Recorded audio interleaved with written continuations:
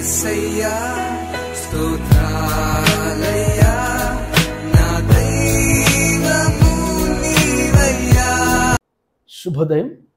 క్రీస్తు నందు ప్రియమైన దేవుని బిడ్డలారా, మన రక్షకుడైన యేసుక్రీస్తు వారి యొక్క పరిశుద్ధ నామములో మీ అందరికీ ఉదయకాల శుభాలు తెలియజేస్తున్నాను. ఈ దినం మన టీఎల్సిన దినాహారంలో దేవుని యొక్క వాక్యాన్ని మన జ్ఞాపకం చేసుకుందాం.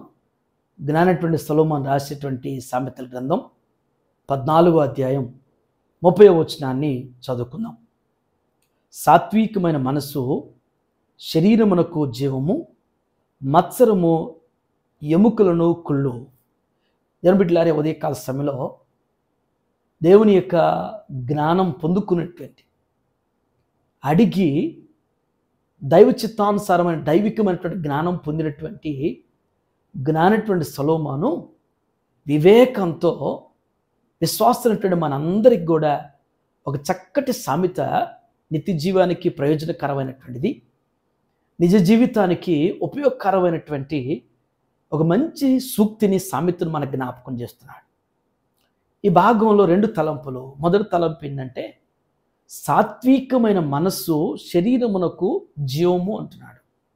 సాత్వికం ఇది చాలా మంచి గొప్ప ఆణిముత్యం లాంటి సుగుణం. ఇది యేసు ప్రభు వారు కొండ మీద ప్రసంగం చేస్తున్నప్పుడు ధనిత ప్రసంగంలో జ్ఞాపకం చేశారు. సాత్వికులు ధన్యులు, వారు భూలోకమును స్వతంత్రించుకుందురని. ఈ హంబుల్నెస్ అనేటువంటిది ఎవరిలో అయితే ఉంటుందో వారు శరీరమునకు జీవం కలిగిద్దంట. అంటే ఈ సాత్వికం కలిగినప్పుడు మనస్సు, హృదయం అనేటువంటిది నెమ్మదిగా, నెమ్మళంగా, ప్రశాంతంగా ఉంటారు. ఎలాంటి అలజడి, ఎలాంటి ఆందోళన అనేటువంటిది ఉండదు. వారి సాత్వికతను బట్టి, సాత్వికమైనటువంటి మనస్సు వారి కలిగి ఉండటాన్ని బట్టి, మనస్సు, హృదయం ఇవి 2 కూడా నెమ్మదిగా ఉన్నప్పుడు, సాత్వికంగా ఉన్నప్పుడు మన ముఖం ప్రశాంతంగా ఉండిద్ది. ఎలాంటి అలజడి, ఆందోళన అనేటువంటిది లేకుండా ఉంటుంది. తద్వారా సాత్వికత కలిగి ఉండటం ద్వారా మన యొక్క శరీరానికి జీవం కలిగేటువంటి రీతిగా, అదే స్ట్రెంగ్త్ అన్నమాట. అది మనకి ఎక్కువ శక్తినిచ్చే విధంగా ఆ సాత్వికత మనకి శక్తినిచ్చేటువంటి రీతిలో అన్ని విధాలుగా కూడా మన జీవితాన్ని నెమ్మదిగా ముందుకి నడిపించగలుగుతున్నటువంటిది. ఇది మొదటి సుగుణం. రెండవ సుగుణం మత్సరము ఎముకలకు కుళ్ళు అంటాడు. మనకి పంచేంద్రియాలు అనేవి ఉంటాయి. 5 పంచేంద్రియాలు మన శరీరంలో ఉన్నాయి. అలాగే పంచపతనాలు అంటారు. పంచేంద్రియాలు ఎలాగ 5 ఒక మనిషి, ఒక విశ్వాస అయిన మనిషి ఎవరైనా కానీ పతనానికి పంచేంద్రియాలు, పంచపతనాలు ఇవి. వాటిలో ఒకటి కోపం, రెండవది అసూయ, మూడవది ద్వేషం, నాలుగవది అహంకారం, 5వ లక్షణం ఏంటంటే ద్వేషం. ఇవి ఎవరిలో అయితే ఈ కోపం కానీ, పగ కానీ, అసూయ కానీ, ద్వేషం కానీ, అహం అనేటువంటిది ఈ ఎవరైతే ఈ 5 ఉంటాయో వారి యొక్క ఎముకలకు కుళ్ళు అనమాట. అది ఒక చెట్టుకి పురుగు పట్టినప్పుడు ఆ పురుగుకున్న లక్షణం ఏంటంటే చెట్టును తొలవటమే, చెట్టును పాడు చేయటమే, చెట్టులో ఉంటున్న పచ్చదనాన్ని తినివేయటమే, చెట్టును ఎదగనీయకుండా అది త్వరితగతిలో తొలిసి చంపేసింది చెట్టుని. ఒక మనిషిలో ఈ మత్సరం అనేటువంటిది ఉంటే, ఈ మత్సరం అనేటువంటిది ఈ యొక్క బలహీనత, ఇది ఎవరిలో ఉంటే, ఈ కుళ్ళు అనేటువంటిది ఉంటే, ఈ కోపం, ఈ ద్వేషం, ఈ అసూయ, ఈ అహం, ఈ లక్షణాలు ఇవి ఎవరిలో అయితే కలిగి ఉంటారో వారు ఆటోమేటిక్గా కనిపిస్తానే చూస్తున్నట్టే ఉంటారు, కానీ లోపల రగిలిపోతుంటారు, లోపల బలహీనపడిపోతుంటారు, లోపల దీనివల్ల ఏ లక్ష్యాన్ని సాధించలేం, ఏది సాధించుకోలేం, ఏది పొందుకోలేం, ఎవరితో మంచిగా ఉండలేం, ఎవరితో కూడా ఎలాంటి సంబంధం అనేటువంటిది కోల్పోతాం.